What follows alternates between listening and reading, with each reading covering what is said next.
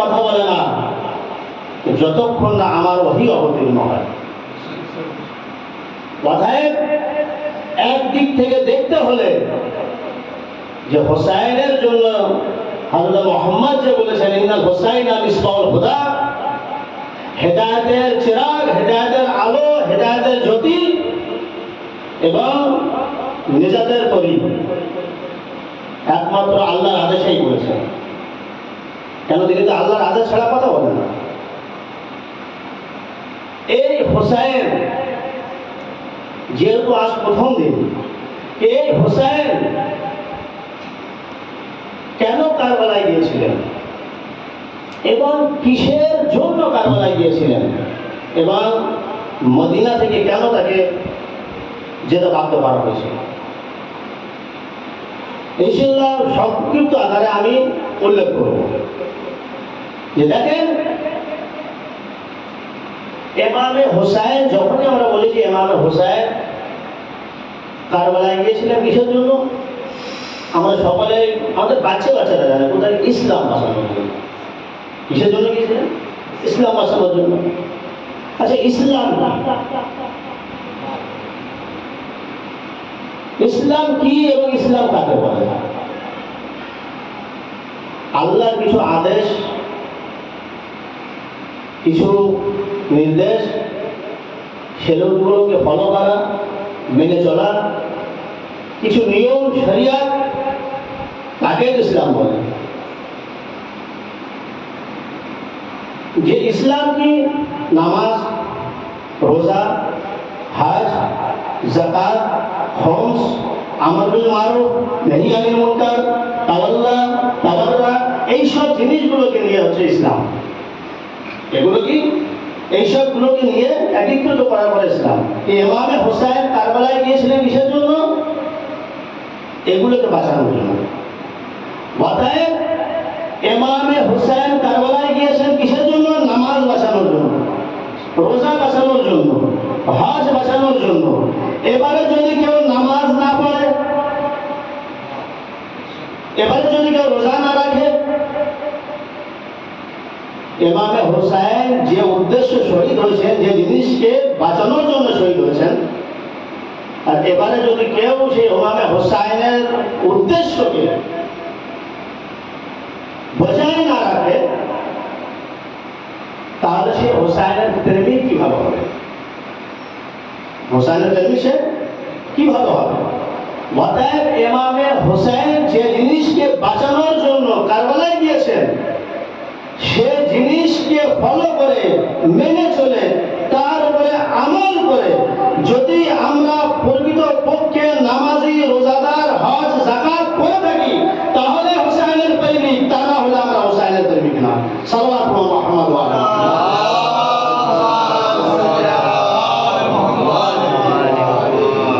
তা না হলে আমরা হোসাইনের প্রেমিক না। কেন? আমরা যে হোসাইন যে জিনিসকে বাঁচিয়ে গেলেন, সেই জিনিসকে যদি আমরা বজায় না রাখি, সেই জিনিসকে যদি আমরা ছেড়ে দিই, তাহলে আমরা হোসাইনের প্রেমিক হবো না। দেখেন, সব জায়গায় কিন্তু মসজিদের সাথে ইমামবাড়ি করা যায়, অধিকাংশ জায়গায় মসজিদের সাথে ইমামবাড়ি করা যায়। দুটি জিনিস পাশাপাশি থাকার কারণ কি? দুটি জিনিস, অর্থাৎ মসজিদ ও ইমামবাড়ি পাশাপাশি থাকার কারণ আছে। এক, নামাজ পড়ো, তারপর আদায় করো। আর দ্বিতীয়, মজলিস আমরা ইমামবাড়িতে পড়ি। তুমি কোন ইসালে সবার মজলিস, কোন বিশেষ কারণে হয়তো মসজিদে পড়ি, কিন্তু মজলিস সবসময় কোথায় হয়? ইমামবাড়িতে হয়। এর একটি লজিক আছে, একটি কারণ আছে কেন আমরা ইমামবাড়িতে মজলিস করি। সারা বিশ্বে শিয়ারা যখন মজলিস করে ইমামবাড়িতে করে, কারণ জানেন? কারণ হলো এই যে যদি কারণ কোনো অমুসলিম ব্যক্তি হাসরের ময়দানে আল্লাহর দরবারে বলে যে পরওয়ারদিগার, হোসাইনের মজলিস হচ্ছিল, আমি যেতে পারিনি। কেন? তারা মজলিস করছিল কোথায়? মসজিদের ভিতরে। মসজিদে যাওয়া মানা আছে, আমি তো মসজিদে যেতে পারিনি, আমি হোসাইনের মজলিস শুনতে পারিনি, তো সেই কারণে তার জন্য কোনো প্রশ্ন না থাকে আমরা মজলিস হোসাইনের কোথায় করছি, এমন বাড়িতে করছি, যাতে সে হোসাইনের দরবারে এসে মজলিস শুনে সঠিক রাস্তাকে গ্রহণ করতে পারে, যেন সঠিক রাস্তাকে গ্রহণ করতে পারে।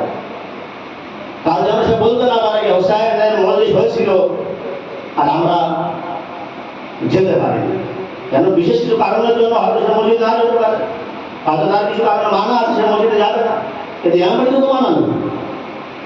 ইমাম বাড়িতে সমস্ত ব্যক্তি আসতে পারে, আর ফার্সে আজাদ কারোর জন্য বাধা নেই। তারপরে কি এই যে মজলিস আমরা ইমাম বাড়িতে করছি, আর এই মজলিস করার কারণে যে ইসলামী বার্তা আর ইসলামী কথা যে আমরা সমাজের বুকে ছড়িয়ে দিচ্ছি, যে ইমামে হোসাইনের আদর্শকে মানুষের সামনে তুলে ধরছি, আর আজ সমাজ দেখছে যে হোসাইনের আদর্শ কোথায়। আজ আপনি ফেসবুক খুলে দেখেন, হোয়াটসঅ্যাপ খুলে দেখেন, ইনস্টাগ্রাম খুলে দেখেন, টুইটার খুলে দেখেন, যেখানে যা কিছু বলবেন সব জিনিস আপনার সামনে আসবে। হোসাইনের আদর্শ কোথায়, আর কাকে দেখলে নিজের অন্তরের ভিতরে একটি ব্যথা জেগে ওঠে, যে নুরানি চেহারা। আজ মানুষ দেখছে, অমুসলিম হলেও প্রশংসা করতে বাধ্য হচ্ছে। একজন বলছেন যে আজ যদি মানে টিভিতে ডেবিট হচ্ছে, ইনস্টাগ্রামে আমি দেখছি, তো সেখানে তিনি বলছেন যে আজ যদি পৃথিবীর বুকে শিয়া বলে কোনো ফেরকা না থাকতো, তাহলে ইসলাম বলে কিছু জিনিসই থাকতো না। ইসলাম বলে কোনো জিনিসই থাকতো না। অ্যাঙ্কার যে আছে, যে ইন্টারভিউ নিচ্ছে, সে জিজ্ঞাসা করছে আপনি এত বড় কথা বলে দিলেন, আপনি এত বড় একটি কথা বলে দিলেন যে যদি শিয়ারা না থাকতো তাহলে পৃথিবীর বুকে ইসলাম বলে কিছু থাকতো না। আপনি একটু খুলে বলুন এই বার্তাটা পৃথিবীর মানুষের কাছে যাচ্ছে, সে বার্তাটা যেন প্রকাশ পায়। তখন তিনি বলছেন দেখো, যদি ইসলাম জগতে ইরানের দিকে দেখো, ইসলাম দেখতে চাও যদি সৌদি আরবের দিকে দেখো, ইসলাম দেখতে চাও যদি কাতারের দিকে দেখো, ইসলাম দেখতে চাও যদি কুয়েতের দিকে দেখো, সমস্ত দেশের রাজারা যখন সেদিকে ইসলামকে আমরা দেখি, যখন ডোনাল্ড ট্রাম্প আসে নিজেদের সমাজের কিশোরী মেয়েকে বেপরদা করে তার সামনে রেখে দিচ্ছে। একটু খুলে দেখেন, তাদের মাথার চাদরকে খুলে বেপরদা করে কিশোরী মেয়েদেরকে তাদের সামনে তুলে ধরছে। আর ইরানকে দেখুন, রাহবারে মুআজ্জাম আয়াতুল্লাহ খামেনেয়ির সামনে ছোট ছোট মেয়েরা তারা পর্দা করে কিভাবে কত সুন্দর মতো ফুলের মতো দাঁড়িয়ে আছে। সাল্লাল্লাহু মুহাম্মদ ওয়া আলাইহি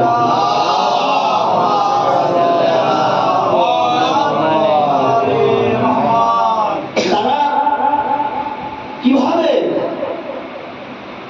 ইসলামকে নষ্ট করে দিচ্ছে। ইসলামের মধ্যে ব্যাপার দেখে আছে, তারা রাজা হওয়ার সত্ত্বেও একজনকে খুশি করানোর জন্য নিজের সমাজের কিশোরী মেয়েদেরকে বেপরদা করে তাদের সামনে নিয়ে এসছে।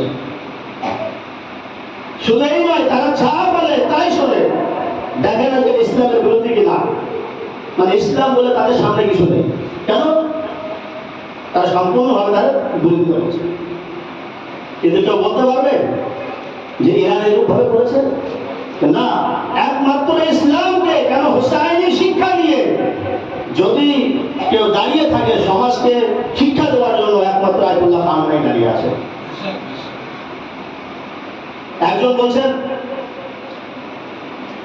একজন সুন্নি আলিম, তিনি বলছেন বর্তমান সময়ে, মানে তিনি একটা ইউনিটির মেসেজ দিচ্ছেন যে বর্তমান সময়ে বিশ্ববাসী মুসলমানদেরকে ইরানের পাশে দাঁড়ানো উচিত।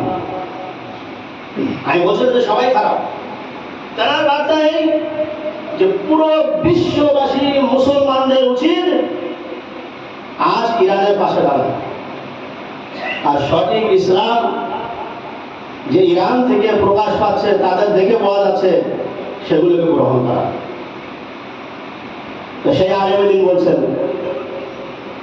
যখন আমি এরূপ ভাবে বক্তব্য দিলাম, কথা বললাম, ইরানের সাপোর্টে নিজেকে রাখলাম, তা আমাকে কিছু জনা বললো, মৌলানা সাহেব, খাজিব সাহেব, হাফিজ সাহেব, আপনি ইরানের কেন সাপোর্ট দিচ্ছেন?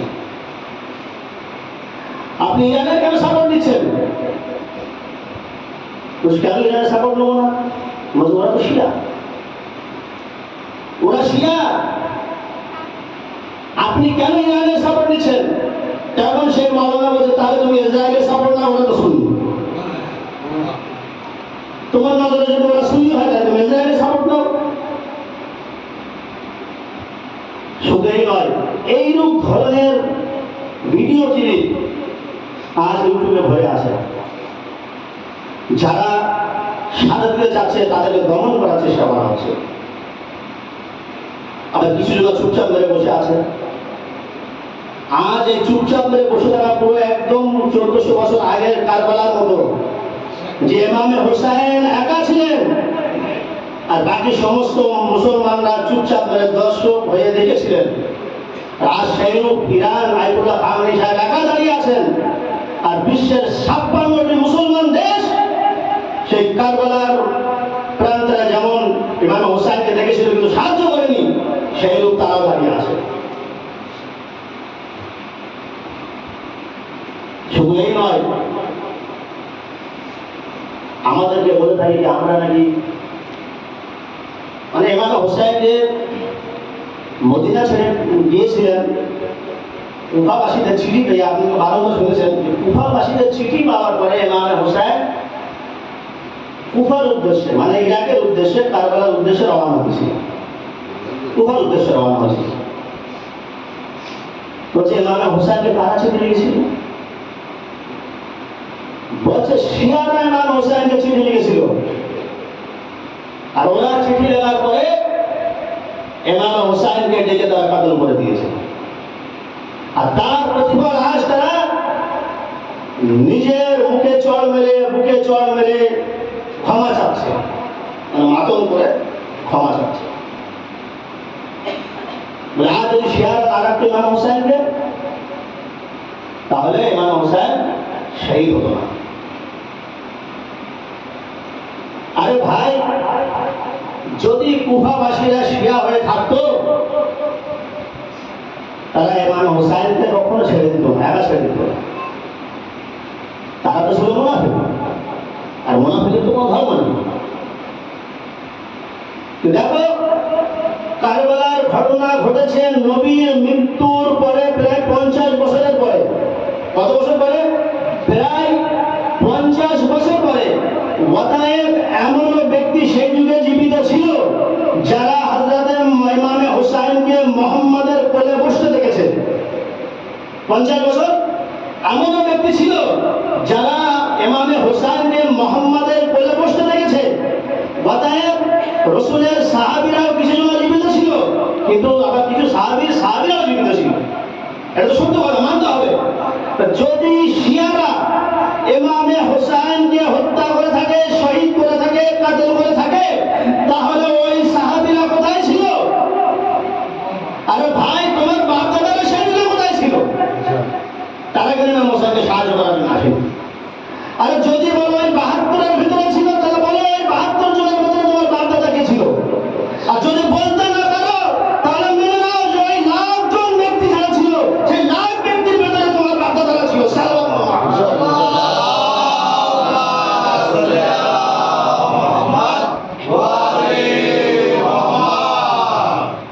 আর কত সে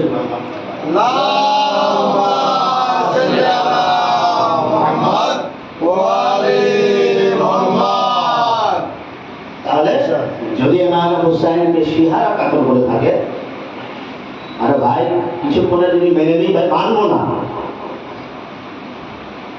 তবুও তাহলে তো ভাবতে হবে যে ইমাম হোসাইনকে যদি শিহারা কাতল করে, তো তোমার বাপ দাদারা কোথায় ছিল?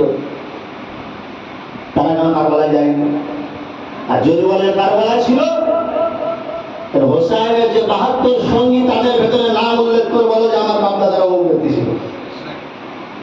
আর যদি বলতে না পারো, তাহলে ভাবতে হবে যে লাখো লোক যে হোসাইনের বিপক্ষে দাঁড়িয়েছিল, তাদের ভিতরে ছিল।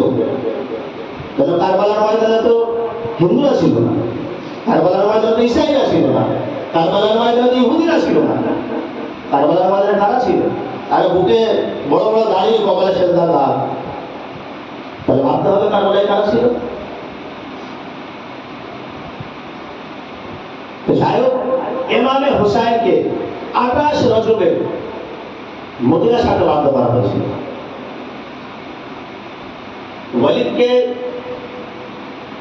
যখন মারিয়া রজব মাসের মধ্যের দিকে 15-16 রজব মাসের 15-16 তারিখের দিকে মারিয়ার মৃত্যু হয়।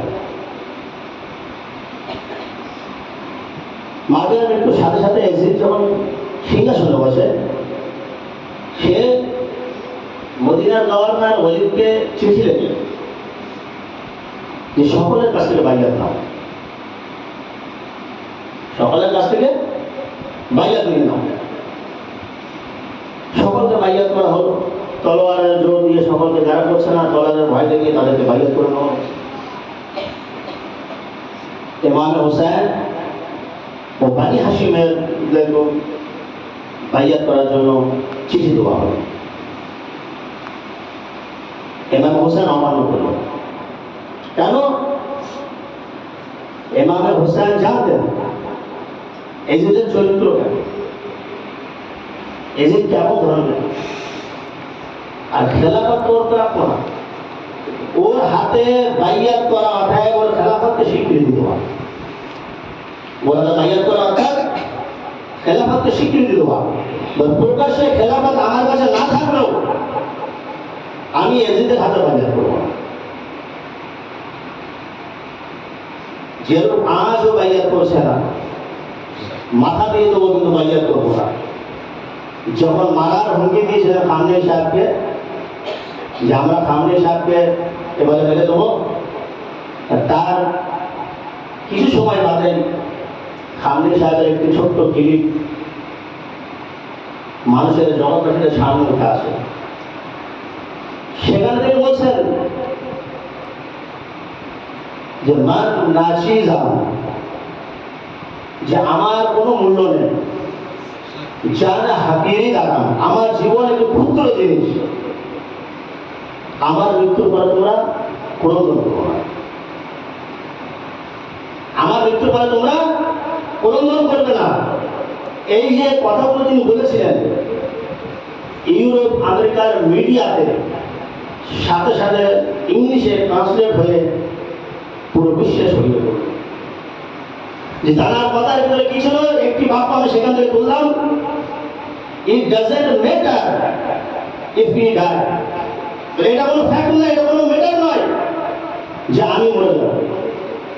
Iran is not important, Iran important না, কারণ আমার জীবনও ইম্পর্টেন্ট না, আমি যদি মরে যাই তাও তো ইম্পর্টেন্ট না, ইরানও ইম্পর্টেন্ট না, ইসলাম ইজ ইম্পর্টেন্ট। ইম্পর্টেন্ট কি? ইসলাম ইম্পর্টেন্ট কি? ইসলাম বেঁচে থাকতে হবে। ইরান থাকুক না থাকুক, আমি থাকি না থাকি, হোসাইনি মিশন আগে চলতে হবে।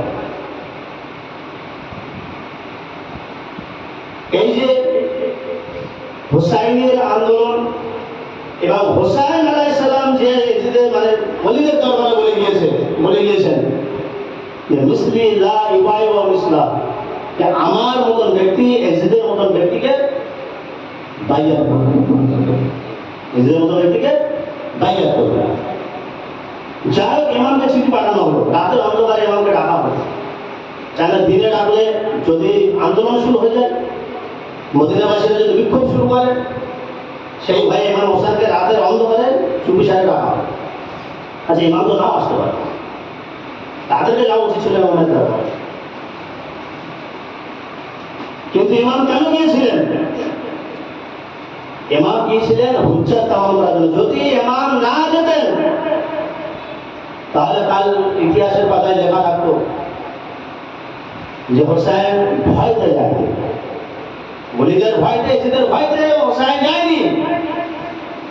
ইমাম হোসাইন গিয়েছিলেন। ইমাম হোসাইনের সামনে এজিদের সমস্ত কথা সেখানে রাখা হলো, বাইয়াতের বিষয় সেখানে বলা হলো।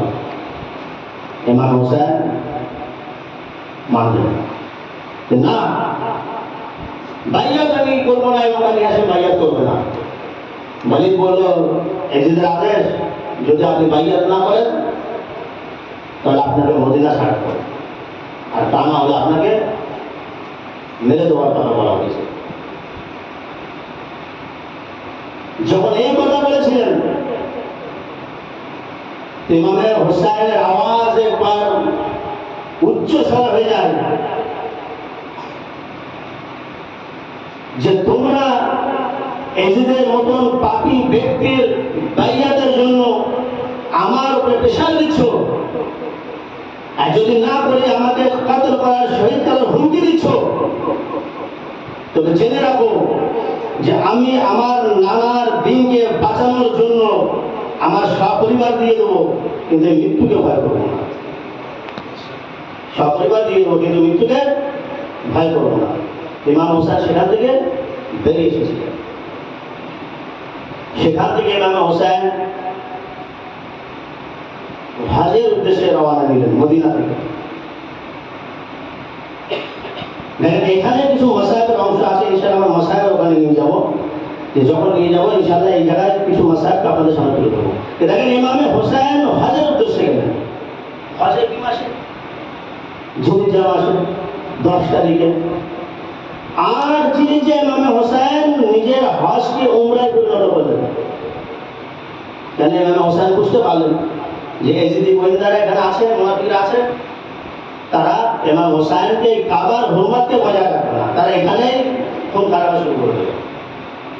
যখন জানতে পারলেন আর কুফাবাসীদের চিঠি পেলেন, ইমাম হজকে উমরায় পরিণত করলেন এবং তারপরে কোথায় রওনা দিলেন? কুফা থেকে রওনা দিলেন। এরপরে যখন কুফার দিকে ইমাম হোসেন রওনা দিলেন, তারপরে ইমাম কুফার দিকে যাওয়ার সময় 7টি বা 5টি জায়গায় ইমাম হোসেন দাঁড়িয়ে থাকে, মানে বিশ্রাম করে। আর প্রত্যেক জায়গায় বিশেষ একটি করে নাম আছে। আর ওই এক জায়গায় যেখানে হুরের সাথে, হুরের কাফেলার সাথে দেখা হয়েছে, যে ইমাম হোসেনকে কুফায় যেতে দেয়নি, কুফায় না যেতে দিয়ে কোথায় নিয়ে গিয়েছিল? কারবালা থেকে। কেন? যে এজিদের আদেশ যে আপনি কুফায় যেতে পারবেন না। আচ্ছা, এই হুর যার সমস্ত সৈন্য এবং পশু সকলে, ঘোড়া উট যে সাথে ছিল এবং সমস্ত প্রায় মানে ওর সাথে সৈন্য ছিল, সকলে কিন্তু পিপাসী ছিল। ইমামে হোসেন এদের সকলকে পানি পান করিয়েছে। আর এই হুরই ইমামে হোসেনের খায়মাতে পানি বন্ধ করার মেন ভূমিকায় হুরের ছিল, ভূমিকা এই হুরের ছিল। কিন্তু এই হুর শেষ পর্যায়ে তওবা করে সে একটি জান্নাতের রাস্তাকে বেছে নিয়েছিল। সে জান্নাতের রাস্তাকে বেছে নিয়েছিল। যাই হোক, আজ যে কারবালা আমরা দেখি, আল্লাহ আমাদের সৌভাগ্য করুক, যারা যেতে ইচ্ছুক এবং কিছু আর্থিক অবস্থা ভালো হলে যেতে চায়, যে 40টার সময় কারবালা গিয়ে যেতে, যে সেখানকার জায়েররা, মানে সেখানকার মানুষরা জায়েরদেরকে কিভাবে খেদমত করে। আপনি কিছু খাবেন না, আপনাকে জোর করে খাবিয়ে দেবে, আপনাকে জোর ব্যবস্থা করে নিয়ে যাবে। পাগড়ি পরে বড় বড় মাওলানা আইফুল্লাহরা বসে আছেন পা টিপে দেওয়ার জন্য, পা ধুয়ে দেওয়ার জন্য, পায়ের জুতো পালিশ করে দেওয়ার জন্য, পা ম্যাসেজ করে দেওয়ার জন্য। কেন? তারা 3 দিনের রাস্তা হেঁটে যায়, 100 কিলোমিটারের কম বেশি হবে, যে নাজাফ থেকে কারবালা তারা হেঁটে যায়। আর সেইভাবে মানুষদেরকে সেবা করে। মানে আপনি যে দেখেন, মানে সে মানে অকল্পনীয়, মানে আপনি কল্পনা করতে পারবেন না যে কিভাবে তারা ইমাম হোসেনের জায়েরদেরকে সেবা করে। আর এই খেদমত এখন এক যুগে সাদ্দামের পরে যখন রাস্তা ভুলে গিয়েছিল, জিয়ারত করার অনুমতি পেল শিয়ারা। 1 লাখ, 2 লাখ, 4 লাখ, 5 লাখ, 10 লাখ, 1 কোটি। আজ প্রসারও কোথায়? 7 কোটি। আরে ইমামে হোসেনের রওজায় যাচ্ছে কতজন শিয়া? 7 কোটির অধিক। সেনাবাহিনী এখনো তাই 7 কোটি। আরে একবার ভাবেন যদি ইমামে হোসেন ডেকে থাকে তাহলে কত কোটি যাবে সে এলাকায়। সাল্লাল্লাহু আলাইহি মুহাম্মদ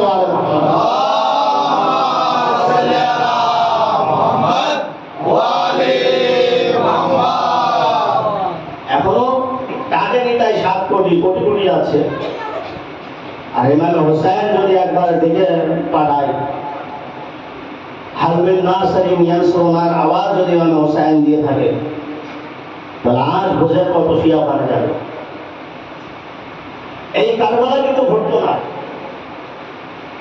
যদি জঙ্গে সিফিনে মালিকে আশরার অতএব মাওলা আলীর কমান্ডার মেন কমান্ডার যদি তলোয়ার চালিয়ে দিতেন, তলোয়ার তুলেছিলেন,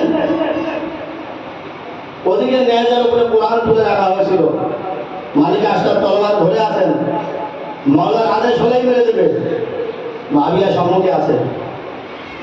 কোরআন যখন তুলে নিল মাওলা আলী বললো বাস করো, মালিক আশরার তলোয়ার নিয়ে নিয়েছে। যদি মালিক আশরার তলোয়ার চালিয়ে দিত তো মাবিয়া জঙ্গে সিফিনে মারা যেত। তাহলে কারবালা জঙ্গে সিফিন কি? এই জঙ্গে সিফিন হওয়ারও কারণ আছে।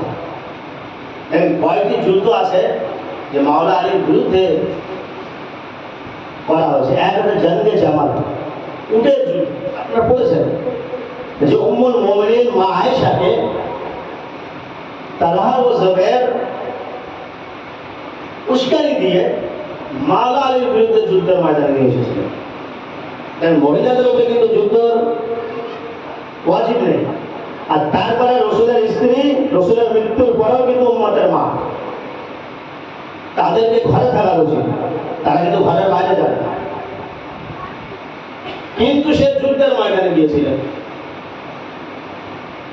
রসুলের স্ত্রী যুদ্ধের ময়দানে গিয়েছিলেন। তাহলে এখানে একটি কথা বলি যে দেখেন রসুলাল্লাহ একদিন মাওলার ঘরে এসেছিলেন। হঠাৎ করে মনে পড়লো ছোট্ট একটি ঘটনা যে মাওলা আলী ঘরে এসেছিলেন, ফাতেমা তাদের সাথে বিবাহ হওয়ার পরে 2-3 দিন বাদে মাওলা আলী ঘরে এসে বসে আছেন। মাওলা আলী কাজ করে আসলেন, আসার পরে ঘরে আসার সাথে সাথে বলছেন, ফাতেমা ঘরে কি আল্লাহর হাবিব এসেছেন, আল্লাহ মোহাম্মদ এসেছেন? বলছে আলী তুমি বুঝলে কি করে, আমি তো বললাম না। বললেন না, আমার ঘরের সুগন্ধে বলছে আমার ঘরে আল্লাহর হাবিব এসেছে। আমার ঘরের সুগন্ধ, নবুয়তের সুগন্ধ শুনে আমি বুঝতে পারছি যে আমার ঘরে আল্লাহর হাবিব এসেছে। হযরত মুহাম্মদের কাছে মাওলা আলী বলেন, হে আল্লাহর হাবিব আপনি আমার বাড়িতে আসলেন, কোন দরকার আছে? হযরত মুহাম্মদ বলছেন যে আলী আজ 3 দিন হয়ে গেল ফাতেমাকে দেখিনি, তাই দেখতে আসলাম। আর ভাবলাম সাথে করে ফাতেমাকে নিয়ে যায়, সাথে করে ফাতেমাকে নিজের বাড়িতে নিয়ে যায়। তো মাওলা আলী বলছেন, এ আল্লাহর হাবিব, এ আমার রাসূল, আর এতে আমার অনুমতি কি প্রয়োজন? আপনি অবশ্যই নিয়ে যান, আমার কোনো আপত্তি নেই, আর এতে অনুমতির প্রয়োজন নেই। তখন আল্লাহর হাবিব বলছে, কে আলী আজ যদি আমি তোমার বিনা অনুমতিতে আমি আমার মেয়েকে নিয়ে যাই তাহলে কিয়ামত পর্যন্ত মেয়ের বাবাদের জন্য আদর্শ হয়ে থাকবে যে বাপের মানে স্বামীর বিনা অনুমতিতে তার স্ত্রীকে তার ঘর থেকে বাপ নিয়ে যেতে পারবে। আমি না নিয়ে কিয়ামত পর্যন্ত মানুষদেরকে বলে যাচ্ছি কারোর স্ত্রীকে নিয়ে যেতে হলে তার বাপ কেন তার স্বামীর অনুমতি বিনা তার বাড়ি থেকে নিয়ে যেতে পারবে। এই স্ত্রীকে হযরত মুহাম্মদ কি বললেন, আলী তোমার স্ত্রীকেও নিয়ে যেতে হলে আমার মেয়েটাই কি, আমার তোমার অনুমতি লাগবে। আর একদিকে রসুলের স্ত্রী যুদ্ধের ময়দানে, রসুলের স্ত্রী যুদ্ধের ময়দানে, তাহলে তার যুদ্ধে মাওলা আলীর বিরুদ্ধে। তো যাই হোক, জঙ্গে সিফিনের কথা বলছিলাম। জঙ্গে সিফিন কিভাবে হয়েছিল? জঙ্গে সিফিন হওয়ার কারণ যখন খলিফায়ে দৌম খলিফা প্রাপ্ত হয়, মাবিয়াকে দমিশকের হাকিম তৈরি হয়, দমিশকের হাকিম মাবিয়া তৈরি হয়। দ্বিতীয় খলিফার মৃত্যুর পরে যখন তৃতীয় খলিফা আসে, এই মাবিয়াকে প্রমোশন দেয়। কারণ মাবিয়া আর তৃতীয় খলিফা এক বংশের, মানে এক জাতের, এক গোষ্ঠী, উমাইয়া গোষ্ঠী। তো কি করে প্রমোশন দিয়ে দেয়? প্রমোশন দিয়ে কি করে? শামের মানে হাকিম করে, শামের হাকিম। এবারে তৃতীয় খলিফার মৃত্যুর পরে মাওলা আলী যখন খলিফায় আসে, প্রকাশ্যে যখন মাওলা আলী খলিফা প্রাপ্ত হয়, তখন তিনি আব্দুল্লাহ ইবনে আব্বাসকে শামের হাকিম তৈরি করবে বলে মাবিয়াকে চিনি। কেন? মাওলা আলী জানতো মাবিয়ার কীর্তিকার। তাই বললো, তুমি তোমার জায়গা থেকে রিজাইন দাও, তোমার জায়গায় আমি আব্দুল্লাহ ইবনে আব্বাসকে কি করবো, মানে শামের হাকিম তৈরি করবো, গভর্নর তৈরি করবো। যখন দেখলো যে শাম আমার হাত থেকে চলে যাবে, এবার সে বিক্ষোভ শুরু করে দিল। কিসের বিক্ষোভ? সে মাওলা আলীর উপরে এবং মাওলা আলী সাহাবীদের উপরে অপবাদ দিতে থাকলো যে এনারা নাকি তৃতীয় খলিফাকে হত্যা করেছে, এনারা নাকি তৃতীয় খলিফাকে হত্যা করেছে, যে আমরা তৃতীয় খলিফার হত্যার বদলা নেব, আমরা বাইয়াত করবো না, আমি সিংহাসন ছাড়বো না। মাওলা আলীর বিরুদ্ধে লোক জড়ো করলো, কিসের জন্য? যুদ্ধ। আরে চতুর্থ খলিফা, প্রথম নয় না মানো, চতুর্থ তো মানলে, তো তারপর যে বিরোধিতা করছে সে ব্যক্তি তারপরে খলিফা কি করে হয়? তো জানলে সেখানে কি হলো? ওদিকে যখন মাওলা আলী খবর পেল সে গদি ছাড়বে না, মানে যুদ্ধের জন্য তৈরি হচ্ছে, মাওলা আলী ওদিকে যুদ্ধের জন্য তৈরি হচ্ছে। জানলে সিফিন হলো, সিফিনের মাঠে একটা সিফিন একটি জায়গার নাম, সেখানে যুদ্ধ হলো। যুদ্ধ হওয়ার পরে কয়েকদিন ধরে যখন যুদ্ধ হলো, যুদ্ধ হওয়ার এমন এক পর্যায়ে আসলো যে মাবিয়া এবং তার সৈন্যরা হারতে লাগলো, তার সৈন্যরা হারতে লাগলো। হারতে হারতে এমন জায়গায় এসে গেল যে দেখছে এবার সারেন্ডার করা ছাড়া উপায় নেই। তখন কি করলো? কোরআনকে নেজার উপরে তুলে, কোরআনকে নেজার উপরে তুলে শান্তির বার্তা দিতে লাগলো যে আমরা যুদ্ধ করব। যখনই শান্তির বার্তার জন্য নেজাকে উপরে তুলেছিল যুদ্ধ চলাকালীন, সেই সময় মার্কিয়া ছিল সম্মুখের, মালিকা আশকারের হাতে তলোয়ার ছিল, মালিকা আশকারের হাতে তলোয়ার ছিল, যে যদি সামনে নেজার উপরে কোরআন না তুলতো তাহলে জাঙ্গে শিল্পী না মাবিয়া মারা যাবে। আর মাবিয়া মারা যাওয়ার সাথে সাথে তার ছেলে আর খলিফা হতো না, আর কারবালার এই ঘটনা ঘটতো না। এই একটি কারণ। সাল্লাল্লাহু মুহাম্মদ ওয়া আলা মুহাম্মদ, আল্লাহুম্মা সাল্লি আলা মুহাম্মদ ওয়া আলি মুহাম্মদ। আরেকটা দরুদ শরীফ পড়েন, মুহাম্মদ আল্লাহুম্মা সাল্লি আলা মুহাম্মদ ওয়া আলি মুহাম্মদ। তারপরেও ইমাম হাসানের যুগ আছে, মাওলা আলীকে তো শহীদ করা হলো, হাসানের যুগ আসে, সেখানেও ষড়যন্ত্র হয়।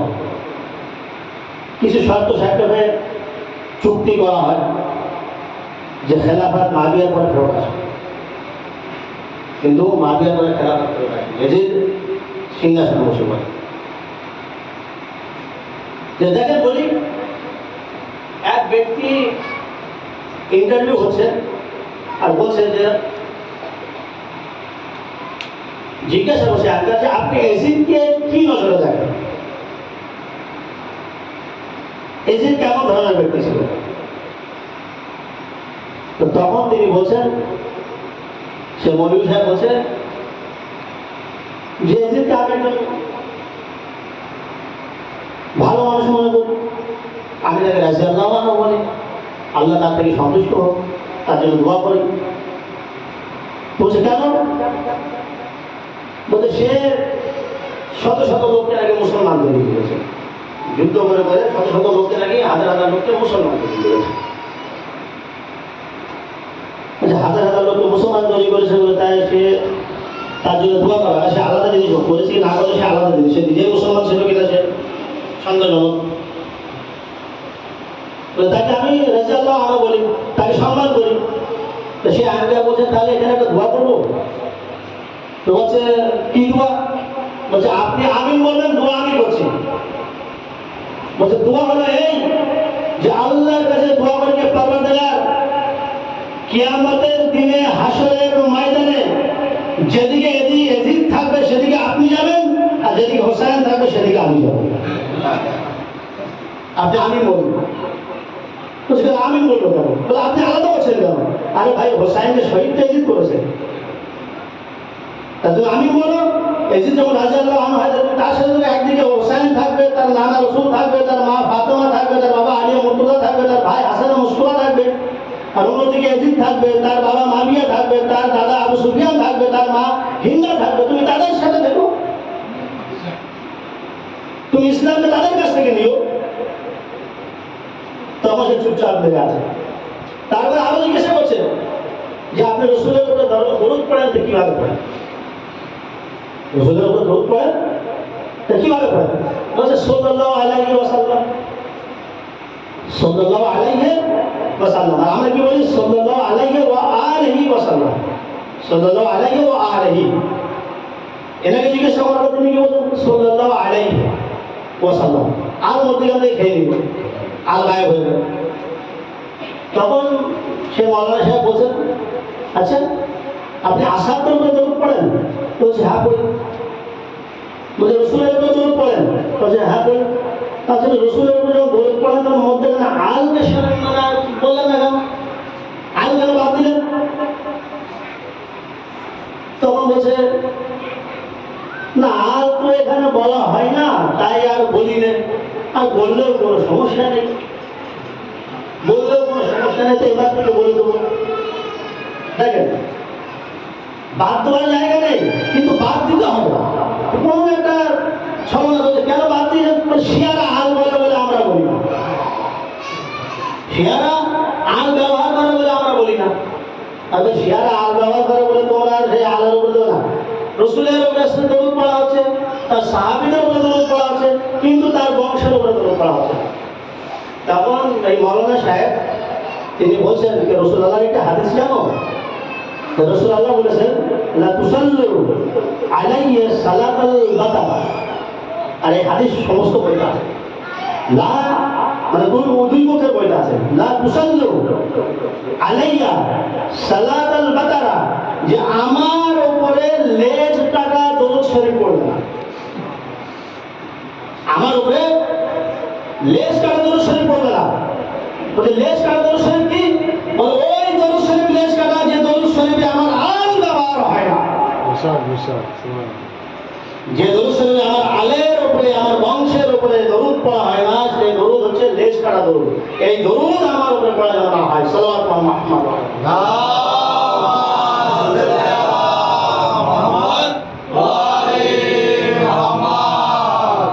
যাক, আজ প্রথম দিন, আজকের জন্য এখানেই থাকুক। আল্লাহ আমাদের জীবিত রেখেছেন, আবার এই সৌভাগ্য দান করেছেন।